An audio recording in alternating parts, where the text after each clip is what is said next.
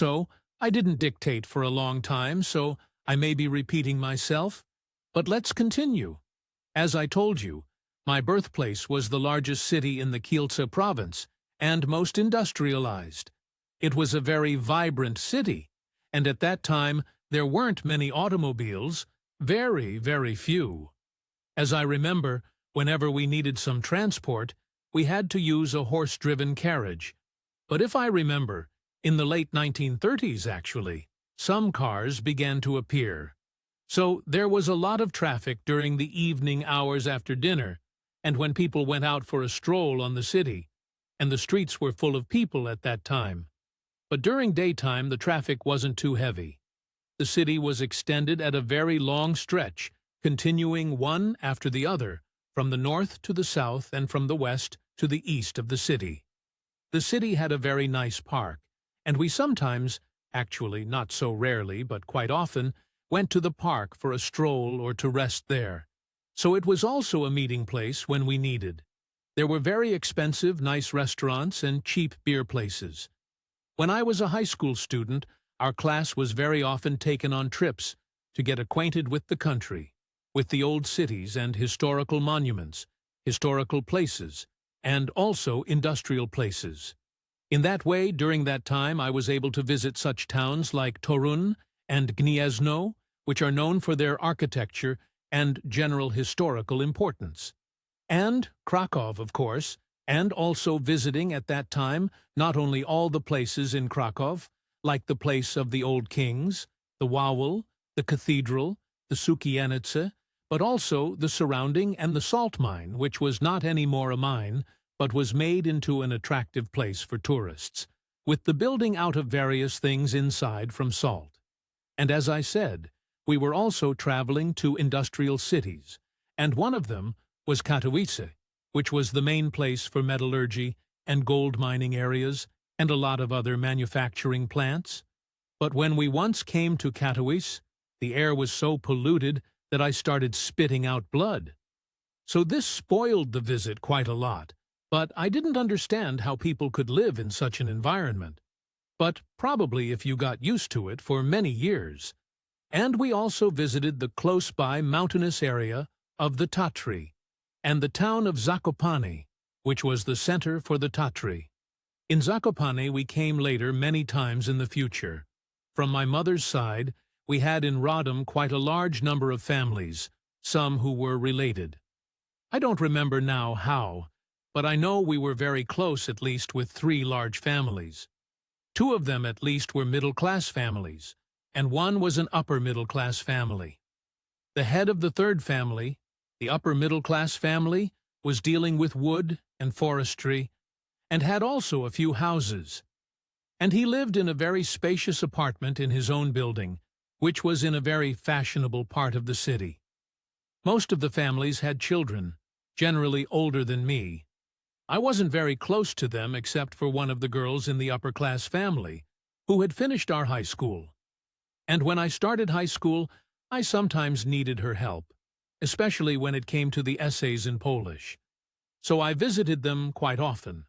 The families kept in touch, but I do not think they were very close, except for the upper-class family, whose lady of the house very often visited my mother.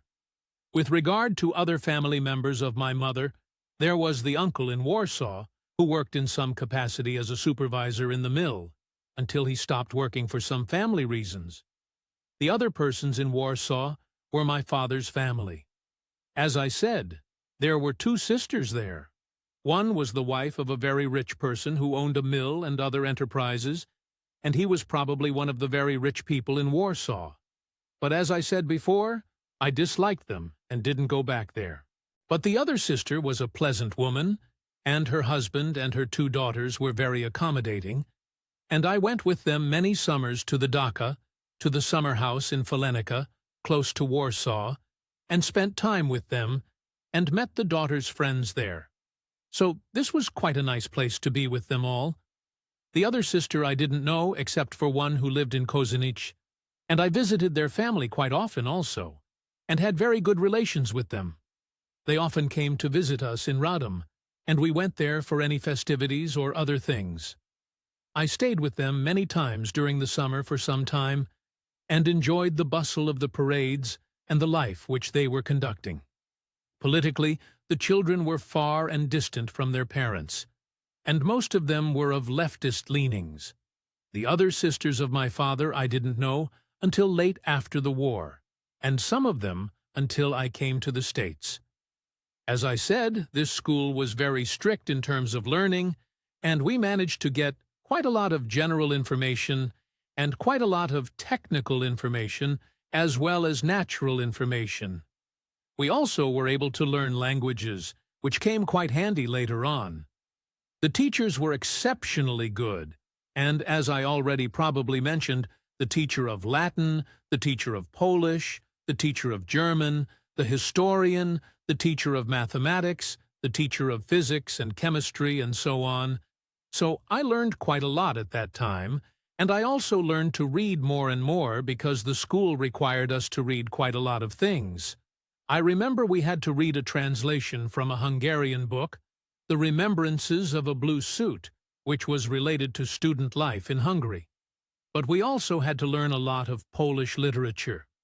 In that way, I had to read widely from works of Osekowa, Konopnicka, Sienkiewicz, and Zelensky. Of these, Zelensky was the most forward-thinking person. I also had to learn about the works of all the poets of Poland, especially those in immigration in France, like Mickiewicz, Słowacki, and Kozienice.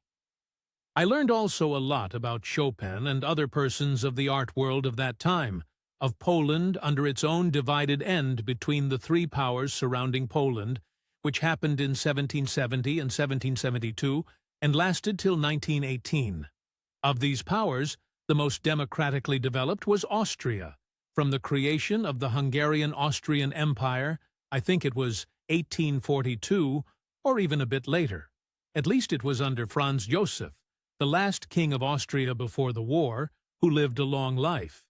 And then there was introduced a parliamentary system to some degree in the Polish part, which was called Young Galicia, which included the Kraków area and the surrounding and all the south of Poland, except the part which was occupied by Germans in the far west and southwest.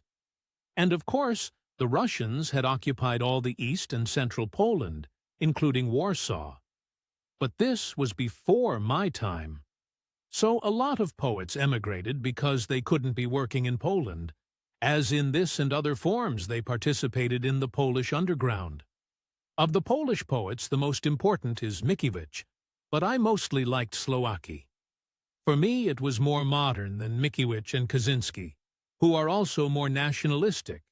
Mickiewicz was not nationalistic. Mickiewicz was to some degree a Philosemite, as was Osyszkowa. But I can't say this about Kozienice.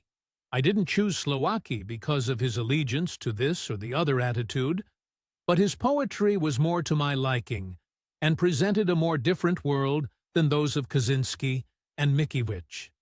It was actually that I could relate a bit of Słowacki's poetry to that of the German poetry of Schiller.